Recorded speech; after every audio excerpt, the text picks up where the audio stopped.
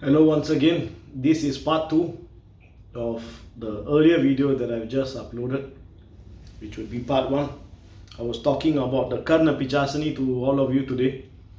So this case came to me via text message. The person who has contacted me has been a regular customer of mine for a number of years.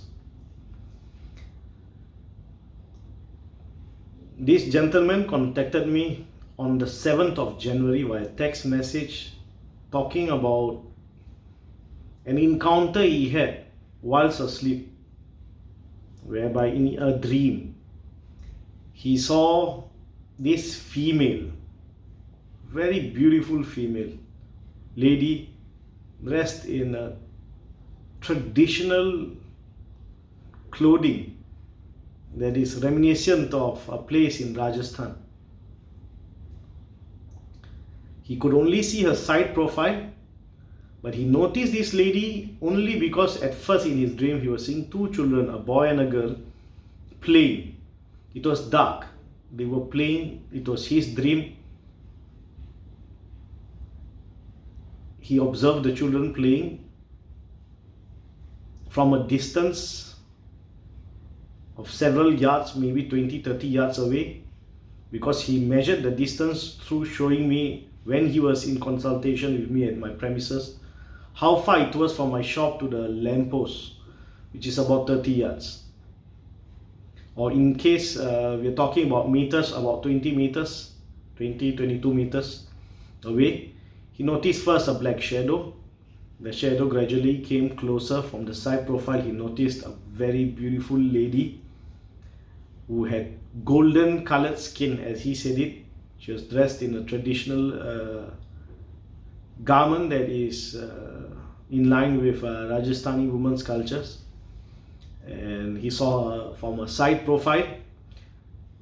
Yet in this dream, he felt terrified for reasons he did not know. Then the lady said in a language he is familiar with, but it's not his mother tongue,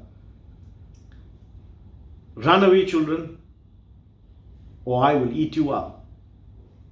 Hearing these words out of her mouth, this entity's mouth, my client felt very shocked.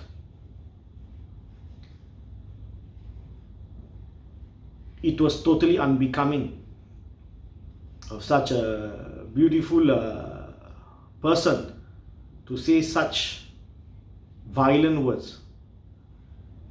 And he believed she meant every word. When the children in his dream noticed her, they ran away. My client woke up feeling disconcerted, and he says he felt extreme thirst. He was very thirsty. Now, my client does not wake up, according to him, in the middle of the night to drink water or to go to the washroom. He usually just falls back asleep and does what he needs to in the morning. But this night he woke up due to an extreme thirst. He said it was like as if he was dying, in his own words. He said, "It's as if I was dying. The thirst was so bad." So he got up. The time, he says, might have been about 3 to 4 a.m. and he walked over to his fridge in the kitchen.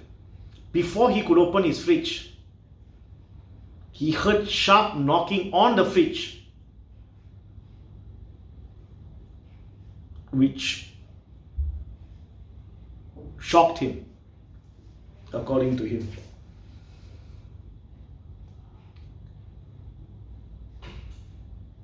Now, the reason he was quite confident that there is a spirit entity attached to him is because this client of mine, he is a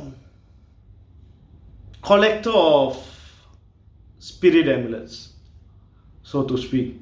He's very interested in tantric practices, in tantra, what have you not. So a responsible person is a single man, and he has no attachments or responsibilities towards a family. So he likes to spend his time, his money, in finding out more about spiritual things, things to do with occult, things related to this.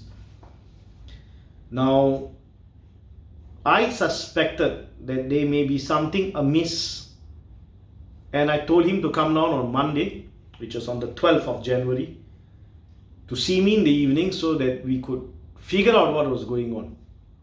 When he came in, it was close to 8 p.m. He did not come in alone into my outlet. That much was apparent when he stepped in. He sat down across from me. I started talking to him. I realized he was noticing that my gaze was off to him. It was focused on the entity who was standing directly behind him. I asked him to describe her, how she looked like, what he felt, and I was comparing this with what I was seeing visually in front of me. And we were in agreement that this entity indeed existed. And I remembered some sadhana my client had started upon last year, November. He had to stop that sadhana halfway for some reasons. The rules of engagement for this sadhana, this spiritual practice, this tantric spiritual practice is you cannot stop this sadhana halfway once you have started. But because of some reasons he could not complete the sadhana. Nothing was amiss for 2 months according to him. He just felt more tired than usual. When I saw him, he looked as if he has aged 5 years since the 2 months that I seen him. That's how run down and haggard he appeared. Karna Pichashini sucked away one's vitality. The sadhana he had done was also related to the Karna Pichashini, which he had stopped halfway. Had he been successful, I'm sure we would not be discussing this today. Unfortunately, for unforeseen reasons, he was not successful in this sadhana, and he managed to invoke the entity but failed to complete the ritual or the sadhana or the spiritual practice.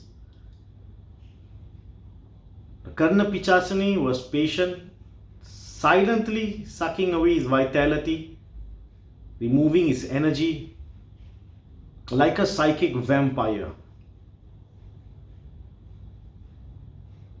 They tap onto your vitality and reduce you to nothing in a matter of months. And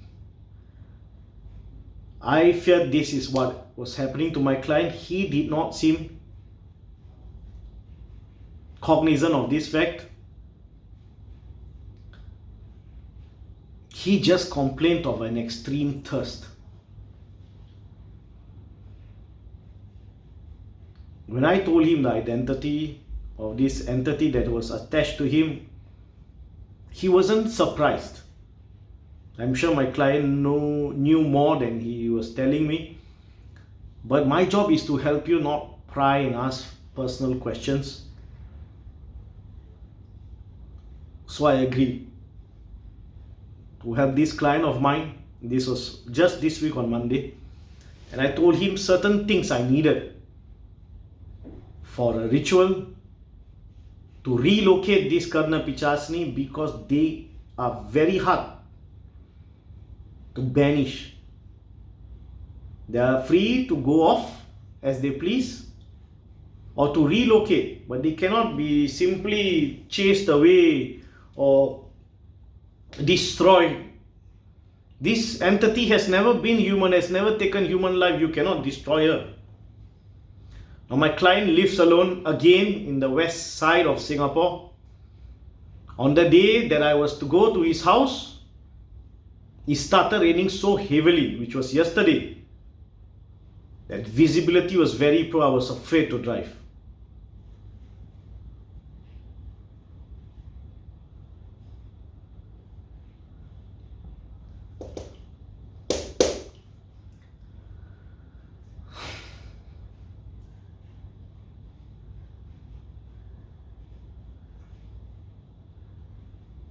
I did manage to reach his home. That was at about 8:30 p.m. last night. I will have to continue this story into part 3.